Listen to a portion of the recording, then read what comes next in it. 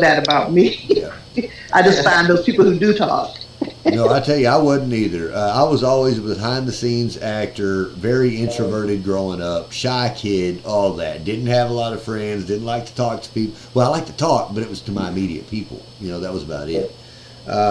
It wasn't until I was married, had 2 kids, and needed a job. I didn't have a job, couldn't find one, and the one place that was hiring,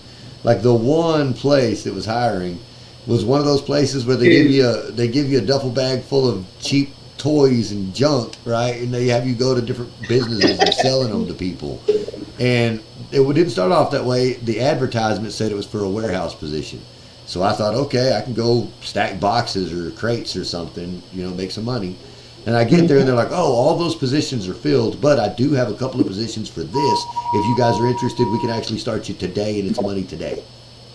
I got 2 kids at home. They still do that. Yeah, well, it's a bait and switch. It is. Yeah. And they actually taught us that later on. I ended up going into a leadership program with them, opening up a whole nother office and everything else, and leading a whole crew of people. In 2001, I actually had a really big, nice wooden plaque that had my stuff on it that said the #1 top leader award for all of the Western District of Texas, and which covers a huge area. Yeah. Oh no, I lost it a couple of divorces ago. But yeah, but I had that for a long time. Yeah, I had it for a long time. It was neat. Anyway, long story short, that's how it became. And I was very embarrassed. And every day that I would go out there, I was very ashamed to even start the day. It's like, how do you walk into some place and just try to sell them some shit? And didn't feel good about yourself or whatever. I don't know. I felt kind of sleazy. I felt kind of dirty.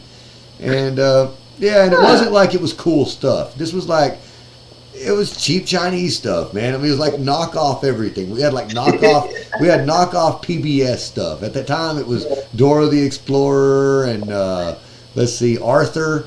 You remember Arthur and the little dinosaurs, or whatever they were, or Dragon Tales. But it was a knockoff. Yeah. It wasn't them. It was the knockoff. And we were selling them, and it was like Christmas time, and people were buying them left and right. But I felt so wrong for doing that. I didn't feel like wasn't a lot of dignity in the job. When somebody come and ask me, "Oh, what are you doing these days?" I sell cheap Chinese kid shit. I mean, I didn't like that. Yeah, that wasn't cool. That's not. You got to understand. Here I was in my early 20s, right? I was like 20, 21, 22, something like that. And all I knew was most of my friends moved off and went to college and were doing something probably better than that, and they probably didn't respect the guy that was walking up and down the street with a backpack full of toys selling it to people, so I was very kind of ashamed of my job. Yeah, very ashamed of my job. However, I think it was the best decision because it made you go out of your comfort zone and learn about how to do sales, marketing, and all that. It did. It actually taught me a lot. It taught me about leadership as well, because I ended up running that entire office within about 3 months of being at the company. And then about a year later, opening up my own. And, I didn't end up opening it. I went and opened it and then left it to somebody else because I was getting a divorce. Anyhow, life happened and whatnot. You should do stand-up comedy. Stand-up comedy. It's not all that funny. It was tragic and horrible. I can just do it with a smile because it was so long ago.